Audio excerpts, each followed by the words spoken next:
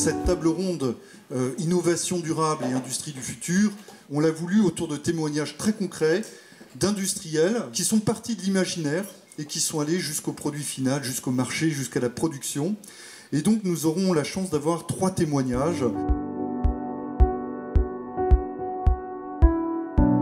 Je vous souhaite la bienvenue dans notre établissement qui forme depuis plus de 200 ans des ingénieurs et des managers proches de la technologie et du manufacturing.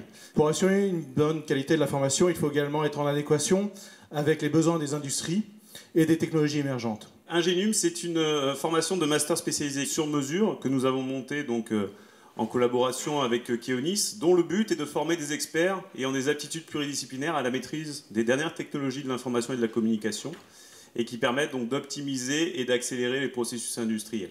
C'est des ingénieurs, mais ils doivent aussi comprendre la notion de meilleure pratique, d'inscription dans les processus. Ils doivent comprendre quels sont les impacts d'un changement dans un modèle business sur le processus et le rôle qu'on va y jouer. On doit penser pour fabriquer.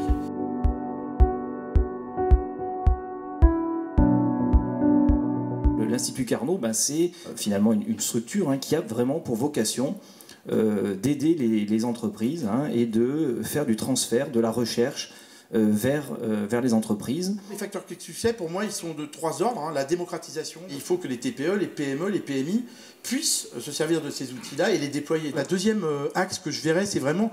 il n'y a plus de limite, bien entendu.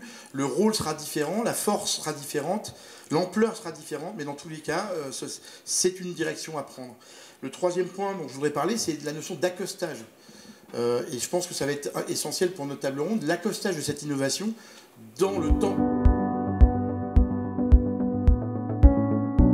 Christophe Rocca-Serra, je le disais, vous êtes le président et le fondateur de Talano Technologies. Je suis tout sauf un ingénieur, c'est un constat d'utilisateur sur cette problématique qui paraissait un peu anodine au départ, qui était les particules de frein, avec une conséquence qui sont les jantes qui noircissent. Il y a 7 cancérigènes aujourd'hui qui sortent d'un système de freinage. L'espace entre une jante et un disque de frein est quelque chose de rare et de contraint. Aujourd'hui, grâce aux puissances de calcul, grâce au numérique, grâce à des produits comme ceux de Dassault Systèmes, on a pu avancer très vite pour des sommes et des investissements qui restent raisonnables. Pourquoi est-ce qu'en cas d'accident en mer, on a systématiquement ce qu'on appelle une marée noire? Dans tous les bâtiments, dans tous les parkings, dans tous les garages, il y a des systèmes de décantation pour séparer les eaux de ruissellement et les huiles qui peuvent provenir des moteurs. Donc on a imaginé un bateau qui est une espèce d'aspirateur, effectivement. Et la particularité de ces bateaux, c'est qu'ils ont une turbine de propulsion à l'arrière qui permet de faire avancer le bateau donc en mode de travail. Mais cette turbine, elle crée un flux à l'avant du bateau qui permet de faire entrer absolument tout ce qui flotte. C'est-à-dire que le bateau part plein d'eau et au fur et à mesure, il remplace l'eau par du pétrole. Aujourd'hui, les prototypes sont faits entièrement sous Dassault. Ça nous permet de modéliser des bateaux et de faire des prototypes de manière à avoir le bon bateau du premier coup, mais ça nous permet également de modéliser le process. Le trafic, un monde qui évolue et de plus en plus numérique, de plus en plus digital. Et donc on a voulu concevoir un véhicule qui essayait de répondre à tout ça, tourner vers les villes du futur.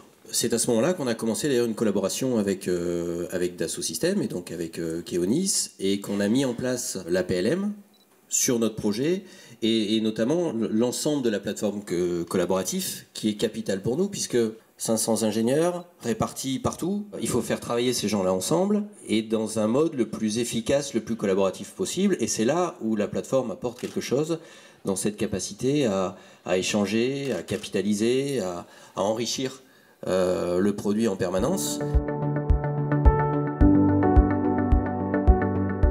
Le numérique, dans cette capacité qu'il a à accélérer les processus d'innovation, qu'il a à concevoir et imaginer les choses, permet d'envisager finalement tout le cycle de vie de l'innovation du produit ou du process que vous imaginez, et donc d'une certaine manière d'avoir intrinsèquement en tête cette notion de durabilité de ce que vous développez, et donc effectivement, encore une fois, d'être génétiquement durable.